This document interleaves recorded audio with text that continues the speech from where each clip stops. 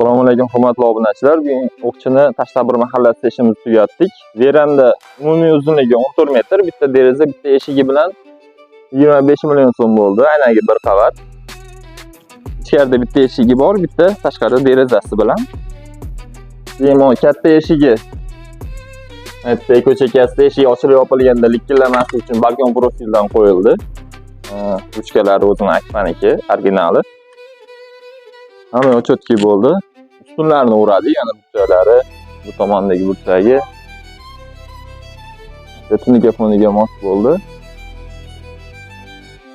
Bo'ldi.